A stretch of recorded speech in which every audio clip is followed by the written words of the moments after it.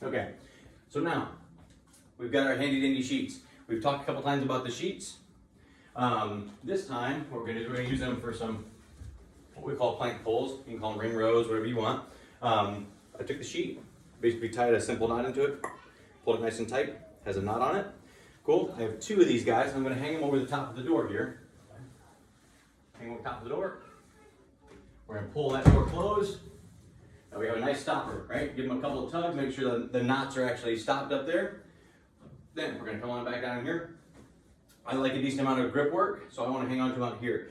If the grip becomes the problem, you can always turn them over once and then hang on a little bit more. It gives you a little bit better grip. But from here, we're just gonna drop down to the bottom, all right? I like to place my feet against the door. From here, we have our quick up. We have a 4-second hold at the top. 2, 3, 4, a 4-second descend. 2, 3, 4, right back and up, and start over again. 4-second hold, 4-second down. Now, when we finish our 5 to 6 reps, hopefully 6 reps, we're gonna come out inside of here. You can take any resistance that you want. In this case, I actually use a pair of clubs I have here, 10-pound clubs. We're gonna hang on to our weight in either hand. Dumbbells work, kettlebells work, even, canned foods, anything that has any resistance that you can hold in each hand. Cool. From there, we're gonna drop forward, long spine, right? So we're nice and tall through here. We're gonna take them, we're gonna hold them straight up to our sides. We're gonna squeeze our shoulders together. We're gonna squeeze our arms back. We're gonna hold our chest up proud. We're gonna hold that as long as we can, right? So we're back to our failure, right? We're just gonna hang on to it just like this. Hold, hold, hold, hold, hold. Again, that may take you 15 seconds, 30 seconds, a minute and a half, I don't know. That's gonna be up to you. When you finish your isometric hold, then you get your 60 to 90 seconds of rest. You head back in, hit your 5 to 6 reps over here, hit your isometric hold, hit your rest, and so on. Now we have 3 rounds of that guy. Take you for a little ride here. Cool, we're back over to here. Now, just like we did with our rows, we're gonna hit our push-ups the same way. So we have our isometric hold. At the bottom, we have a slow descend. So we have a 4-second descend on your push-up position. So here my spine is tall. I'm not drooping. I'm not allowing my hips to take over any of that. I'm not allowing any body English to make this easier for me, right? I'm gonna allow my 4-second descend. 2, 3, 4, 4-second hold at the bottom.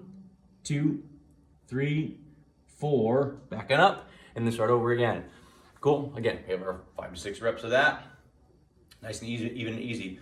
Now, we're back to our resistance again. So, our isometric hold for this is just gonna be an overhead hold. I use the clubs, again, I have 10-pound clubs. You guys can use dumbbells, kettlebells, canned food, whatever it is that needs some resistance. Okay, so from there, what we're doing from that, for our isometric hold is we're gonna have an overhead hold position. So, keep my tall, proud chest from here. I'm just gonna hold them up nice and tall.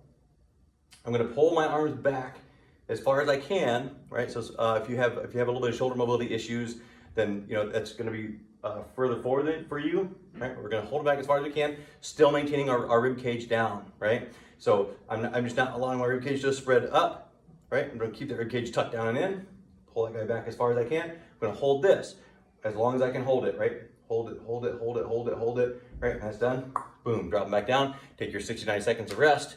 Right, back and down and in, hit your reps of push-ups again, overhead hold, and so on. Cool. Now, when you're done with that, your lower body should be nice and toasty. Your upper body should be nice and toasty, both on a push and a pull. So now we're just gonna end with a little bit of abs. Cool, I'm calling this abtastic. So from the top end here, where's my resistance at? Here we go, I got up my kettlebell, my trusty little weight. I'm gonna lean back, again, keeping a tall, proud spine. I'm gonna tall, proud chest, long spine. I'm gonna keep my abdomen tucked in, right? I'm not gonna allow my little TP to stick up when I lean back and let my abs relax out, right? We're gonna pull our abs in. We're gonna keep that nice, strong, structured position. I like to keep my feet touching the floor, just so it kind of gives me a little bit of a call for where the ground is at. You don't have to, I'm not talking about keeping them planted. I'm just talking about a nice little touch, right? Because that allows you to be able to maintain control of your hips through a Russian twist. Usually when people elevate their feet, they end up swinging their feet and their hands, and they end up kind of doing this exchange back and forth, which actually all that is just an isometric hold for the abdomen. The abdomen isn't really doing anything. All you're doing is allowing body English again to manipulate that position, so you can just kind of swing back and forward, right? So if we keep our feet flat, or not flat, but touching, right? And keep that long spine. Now, when I rotate, I have to rotate in my abdomen, right? I have to keep that because now I'm keeping my hips stable. Cool. That's just something that I like to do. If you have a preference towards the other, that's fine. But I'm telling you that this is more effective. Cool. So from here, I'm gonna take my resistance, stay up here nice and tall. I'm gonna lean over until I can touch that at the floor, right? From there, I'm gonna reach over, touch, and come back and over, grab it up, rotate it back and over, touch, back and over and up, and so on. Now you'll notice that I'm keeping my non-weighted movement ballistic and my weighted movement slow, so I can keep some pressure on my abdomen and so on. Cool. We have 20 of those. So over is 1, 2, 3, 4, and so on. Cool. After those 20, we're going to drop down into a feet elevated slow crunch.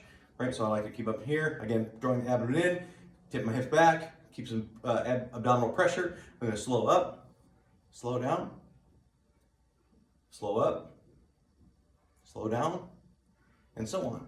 20 reps. As soon as that's over, we're going to drop our hands under our tush slightly. Again, posterior pelvic tilt, so we're actually tipping our low back to the floor, keeping our abdomen tucked in tight. We're going to raise to 45 degrees, back down to a couple of inches, 45 degrees, a couple of inches, and keep it nice and slow, just like that. Cool? Again, 20 reps. You have 3 rounds of that. I know, it's the worst, but it's going to be great. Cool? Hope you guys enjoy it. Cool off. Make sure that, cool off. Yeah, it snowed here last night. What? Yeah, it snowed. So, but keep it easy. I'll see you guys tomorrow.